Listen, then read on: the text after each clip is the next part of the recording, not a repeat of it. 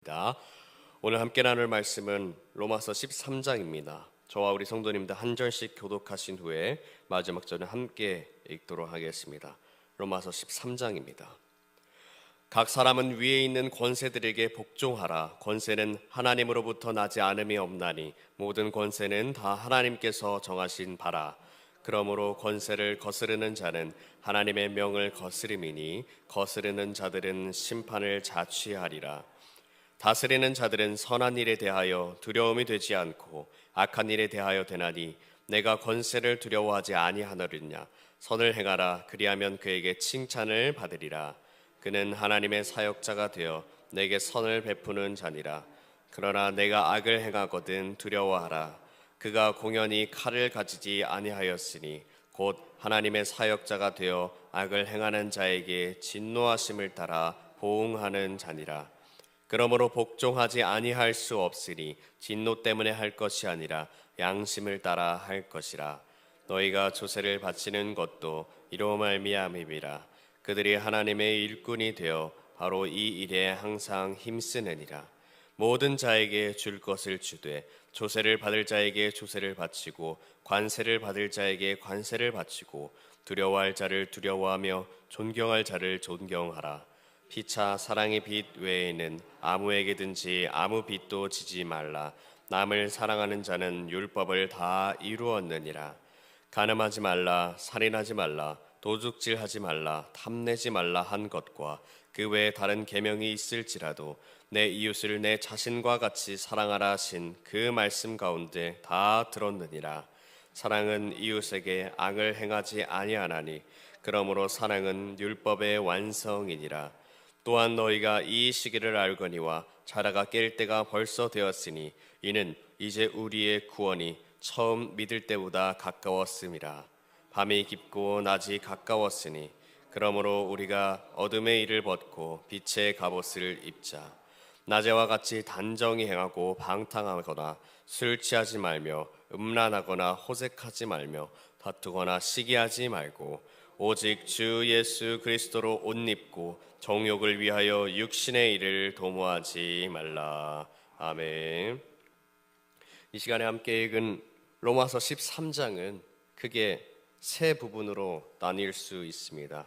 표제어가 잘 기록되어 있듯이 1절부터 7절 부분으로 나눌 수 있고요. 8절부터 10절 그리고 11절에서 14절 이렇게 세 부분으로 로마서 13장을 나누어 볼 수 있습니다. 오늘 이 시간에는 1절부터 7절의 말씀을 따라서 하나님이 주시는 마음을 함께 나누기를 소망합니다. 사도 바울은 1절부터 7절을 통해 세상 권세에 복종하라 라는 말씀을 하고 있습니다. 1절인데요. 제가 읽겠습니다. 각 사람은 위에 있는 권세들에게 복종하라. 권세는 하나님으로부터 나지 않음이 없나니 모든 권세는 다 하나님께서 정하신 바라. 아멘. 1절에서 바울은 각 사람은 다 위에 있는 권세에 복종해야 한다고 먼저 이야기하고 있습니다.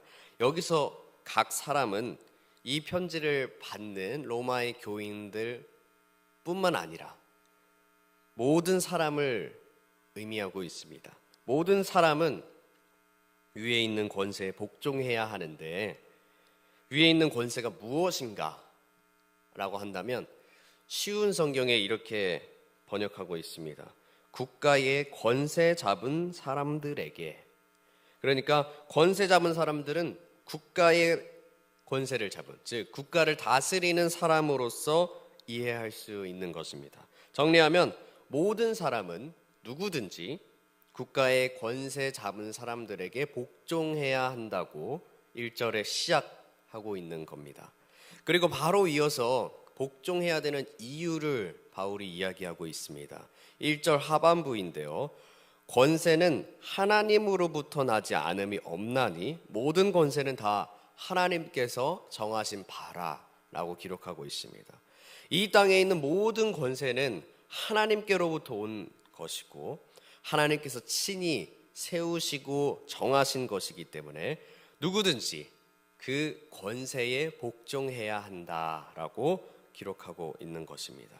우리는 이 하나님의 말씀에 순종하기 위하여 권세의 의미를 잘 알아야 합니다. 여기서 말하는 권세라는 것은 쉬운 성경에서 이야기했듯이 나라를 다스리는 자들뿐만 아니라 사회 속에 존재하는 권세입니다. 예를 들어 대통령과 시민 사이의 관계에서 나오는 권세가 있습니다. 또 남편과 아내 사이에서 나오는 권세가 있고, 또 사장님과 직원 사이에서 존재하는 권세가 있습니다. 이렇게 사회에서 살아가는 동안 자연스럽게 맺어지는 여러 관계 속에서 있는 권세를 의미하는 것이죠. 이 권세는 관계를 맺은 사람과 이행해야 하는 하나의 의무로서 우리가 이해할 수 있을 것입니다. 이렇게 사회 구조 내에 존재하는 여러 권세들인 다 하나님께서 정하시고 세우신 것들이니 복종하는 것이 옳다고 말하고 있는 것이죠. 이어서 2절에서는 권세를 거스르는 자의 결과가 어떠한지를 말씀하고 있습니다. 2절인데요. 2절을 우리가 함께 읽도록 하겠습니다. 2절입니다. 시작. 그러므로 권세를 거스르는 자는 하나님의 명을 거스림이니 거스르는 자들은 심판을 자취하리라. 아멘. 2절에서 말씀하고 있는 것은 권세에 복종하지 않는 사람에게 일어나는 결과라고 말씀드렸습니다. 1절에서 말하고 있듯이 이 권세는 하나님께서 세우신 것이기 때문에 이 권세를 거스르는 자는 곧 하나님의 명을 거스르는 것과 같다고 사도 바울은 이야기하고 있습니다. 그렇기에 그런 사람은 심판을 받아 마땅한 사람이 되는 것이고 심판을 자취한다고까지 이야기하고 있습니다. 이어서 3절과 4절을 통해 권세 있는 자에게 복종해야 할 두 번째 이유를 이야기하고 있습니다. 첫 번째 이유는 하나님께서 세우셨기 때문에 우리가 권세에 복종해야 한다 였습니다. 두 번째는 무엇인지 우리 3절을 함께 읽도록 하겠습니다. 3절입니다. 시작. 다스리는 자들은 선한 일에 대하여 두려움이 되지 않고 악한 일에 대하여 되나니 내가 권세를 두려워하지 아니하려느냐. 선을 행하라. 그리하면 그에게 칭찬을 받으리라. 아멘. 3절에서 말하는 다스리는 자들은 권세 있는 자들을 의미합니다. 권세 있는 사람은 착한 일을 하는 사람, 즉 자신의 권세를 인정하고 잘 따르는 사람들을 두려워하지 않습니다. 권세 있는 자들이 두려워하는 것은 자신의 권세에 복종하지 않고 반기를 드는 사람들을 두려워하겠죠. 그리고 그들을 억누르려 할 것입니다. 3절은 그 말을 하고 있는 것입니다. 선을 행하는 것이 권세 잡은 사람을 두려워하지 않게 되는 방법이고 더 나아가 권세 잡은 자들에게 칭찬을 얻게 되는 방법, 그것이 바로 복종이라고 하는 겁니다. 이어서 4절에서는 우리가 함께 읽은 바와 같이 사도 바울은 권세 있는 자를 하나님의 사역자라고까지 이야기하고 있습니다. 3절과 4절을 한마디로 요약하면 하나님께서 그들을 세우셨을 뿐만 아니라 그들을 통하여 사회의 질서를 유지하는 아주 중요한 일을 하고 계신다는 것입니다. 세상의 통치자들은 악을 행한 자들을 마땅히 벌하고 있고 또 선을 행하는 자들에게 상을 줌으로써 이 세상에서 하나님의 공의가 이루어질 수 있도록 하나님의 일을 하고 있는 것이죠. 그렇게 그리스도인들은 마땅히 세상의 통치자들의 권세를 인정하고 그것에 복종해야 하는 것입니다. 5절에서는 권세에 대한 복종이 어떤 마음에서 이루어져야 하는지를 말씀하고 있습니다. 5절입니다. 제가 읽겠습니다. 그러므로 복종하지 아니할 수 없으니 진노 때문에 할 것이 아니라 양심을 따라 할 것이라. 아멘. 권세에 대해서 복종해야 되는 것이, 복종해야 되는 이유가 그것을 거슬렀을 때 일어나는 진노에 대한 두려움 때문에 하는 것이 아니라 양심에 따라 복종하라고 권면하고 있습니다. 여기서 말하는 양심에 따라 복종한다 라는 것은 앞서 이야기한 세상에 권세 있는 자가 하나님의 사역자라는 것을 아는 사람으로서 하나님이 이루어가고 계시는 일을, 그 권세자를 통해 이루어가고 계신 일을 인정하는 모습인 것이죠. 내가 그리스도인으로서 하나님이 이 세상에서 이루어가시는 섭리를 인정하고 따라가는 자세를 가져야 한다는 것입니다. 내가 저 권세에 있는 사람이 하나님께서 세우신 것을 아는데도 불구하고 기꺼이 복종하지 않는 것은 신앙의 양심을 저버리는 일이라고 말씀하고 있는 것이죠.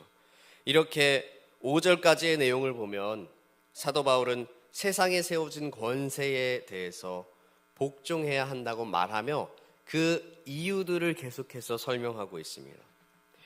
이어서 6절에서는 갑자기 바울이 조세에 대해서 언급하면서 로마 교인들에게 이야기하고 있죠. 6절입니다. 너희가 조세를 바치는 것도 이로 말미암음이라. 그들이 하나님의 일꾼이 되어 바로 이 일에 항상 힘쓰느니라. 아멘. 6절에서 사도 바울은 지금 너희가 세금을 바치고 있는 것도 앞서 내가 이야기한 것과 같은 이유다 라고 얘기하는 거죠. 갑자기 5절까지의 내용에서는 아무 언급이 없었던 조세에 대해서, 세금에 대해서 이야기하고 있는 겁니다. 왜냐하면 이 당시에 이스라엘, 로마, 유대인들에게는 식민지 상태였죠. 그렇기 때문에 이 유대인들은 로마에게 다양한 세금들을 내고 있었습니다. 그래서 그 세금에 대해 유대인들은 불만을 가지고 있었고 바울이 이것을 알고 있었기 때문에 이 세금에 대한 문제를 굳이 언급하면서 로마 교인들을 권면하려고 하는 이유로서 세금을 언급한 것입니다. 로마의 통치를 받는 것도 화가 나는 마당에 로마에게 인두세, 토지세, 권세, 통행세 등 여러 세금을 내야 했기 때문에 유대인들에게 이런 불만이 있는 것은 당연한 일이었죠. 이러한 유대인들에게 바울이 너희가 지금 불만을 가지고 있는 이 세금을 걷는 사람들도 하나님께서 쓰시는 일꾼들이니 너희가 그것에 복종해야 한다라고 이야기하는 것입니다. 그리고 7절을 끝으로 한 단락을 마무리하고 있습니다. 우리 7절을 함께 읽도록 하겠습니다. 7절입니다. 시작. 모든 자에게 줄 것을 주되 조세를 받을 자에게 조세를 바치고 관세를 받을 자에게 관세를 바치고 두려워할 자를 두려워하며 존경할 자를 존경하라. 아멘. 7절을 통해 사도 바울은 모든 사람에게 마땅히 해야 할 의무를 다 하라고 이야기하고 있습니다. 줄 것을 주되 조세를 받을 자에게는 조세를 내고 관세를 내야 할 사람들에게 관세를 내고 두려워할 자를 두려워하며 존경할 자를 존경하라. 이 말이 너희에게 주어진 의무를 다 해라 라는 말과 같은 말씀입니다.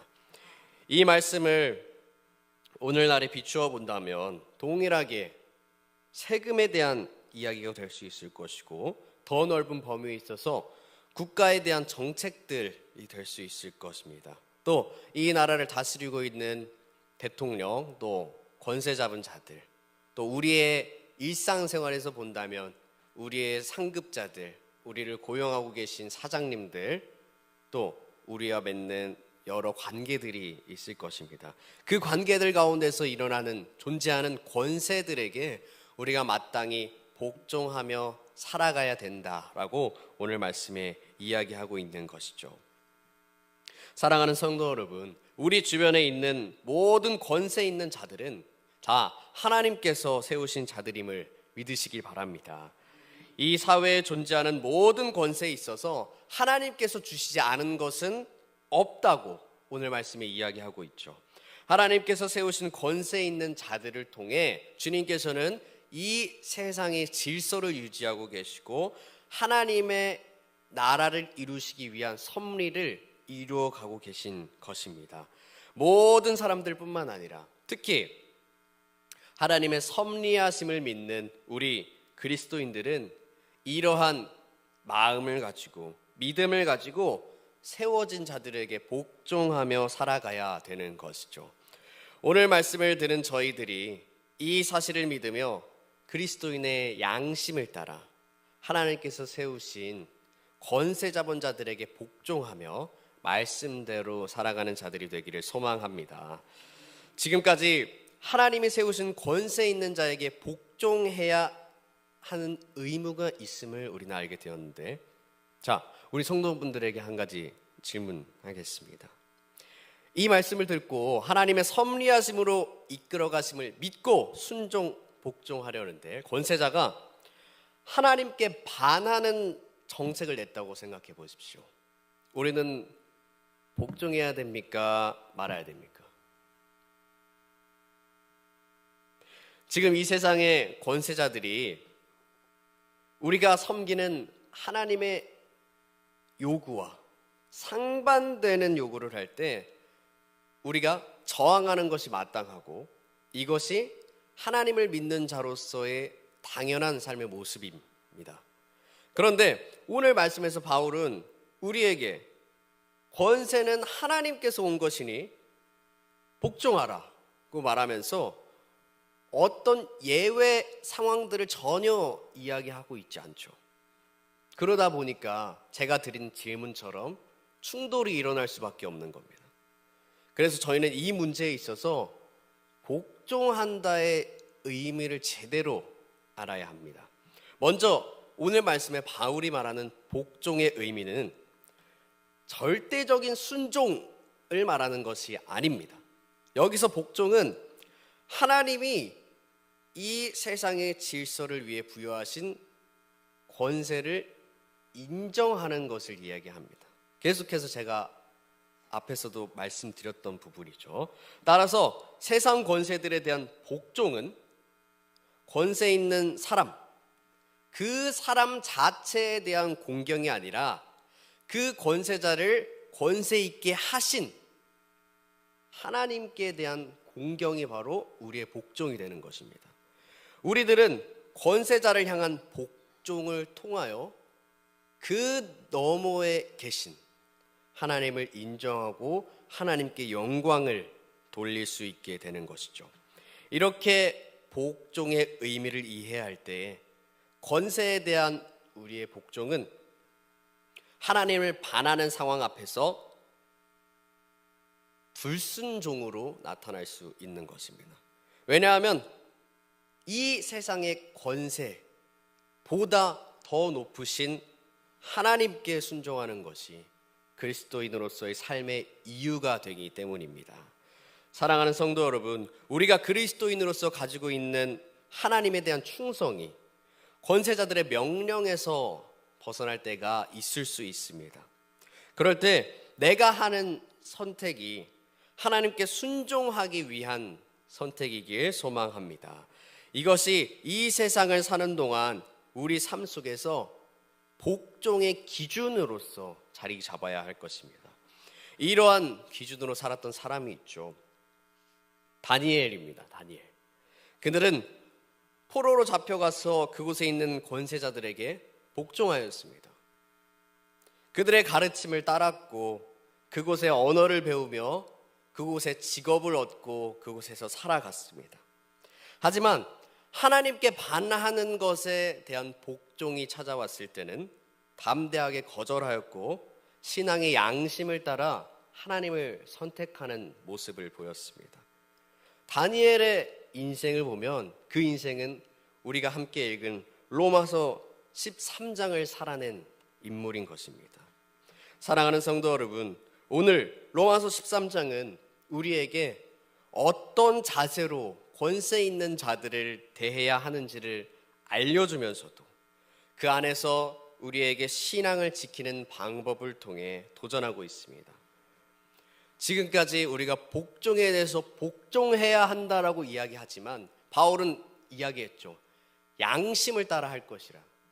우리가 가지고 있는 신앙의 양심, 우리가 가지고 있는 신앙의 양심, 그것이 하나님께서 세우신 권세자를 인정하는 것이 우리의 신앙의 양심인 것이고, 또 다른 측면에서는 하나님께 반하는 일들에 부딪혔을 때 그것을 단번에 거절하며 하나님을 위한 선택을 하는 것이 우리의 신앙의 양심인 것입니다.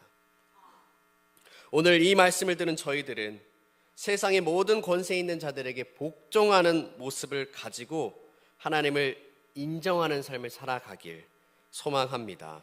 그러나 그리스도인 된 우리에게 하나님의 반하는 복종의 순간이 온다면 담대하게 하나님을 선택하는 우리 동강교회 성도분들 되기를 소망합니다.